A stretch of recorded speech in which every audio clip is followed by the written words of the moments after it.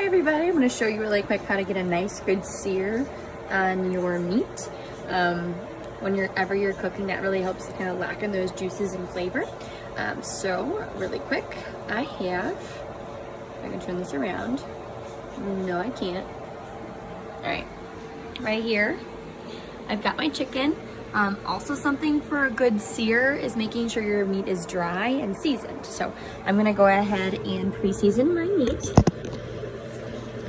I just have some salt and pepper. I'm not gonna go too crazy on the salt. And some pepper. Done that. Okay. I usually like to add some garlic powder as well as some onion powder, but I'm not going to this time.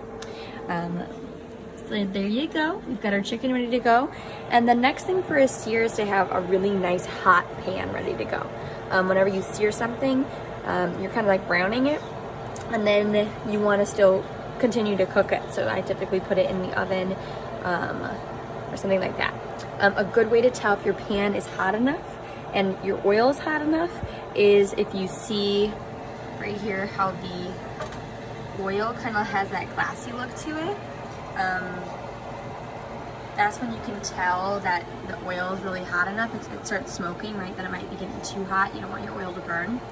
I'm using a cast iron skillet, which retains heat really well. Oh, sorry, that's my thing. But a cast iron skillet retains heat really well, which is nice. So you only have to put it on medium heat, which is good. And then also something else I do is I just take my hand flat and I'll put it over the pan. And if you can feel heat coming off of it from your palm, it's hot enough. Okay, so all you do is take your hand, just do that. You don't want to burn yourself, right? But if you can feel the heat, and I can feel it, then it's ready. I'm gonna go ahead and grab my chicken.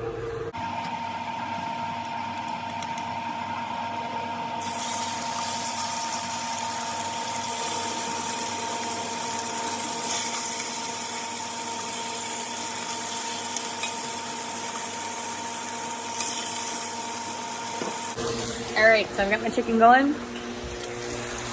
As you can see, I've kind of crowded the pan. You usually don't want to crowd the pan just because then things don't cook evenly, but since I'm just searing it, I just put it all in there since I am going to be cooking it later. There's two things people say about searing stuff. Some people say you put it down and you don't move it. Other people say, you know, it's good to move it around a little bit. Kind of depends on what I'm cooking.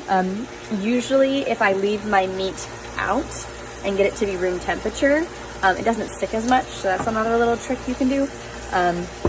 But this time, since I'm already cooking it and I'm putting it in something else, I move it around a little bit. But I'm gonna add some more salt and pepper. I only seasoned one side, so I gotta do the other one.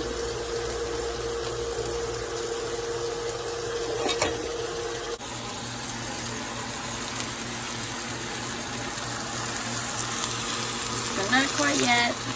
Still need some more time. Hey you guys, so this has been on for a little while. I had garlic in the pan, so I'm not going to get as good of a sear as I wanted. But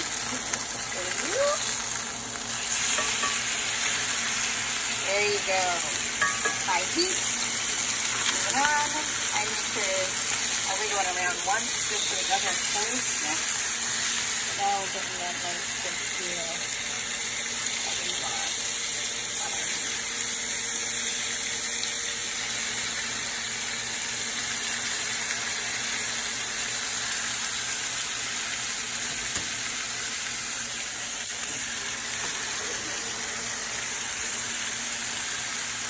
There you go.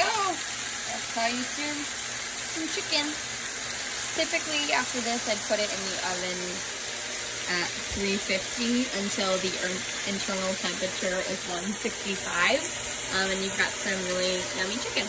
I like to use a meat thermometer just like this for a couple bucks, and then when you insert it into the chicken should be 165. It's a safe eating temperature. Alrighty, hope you enjoy.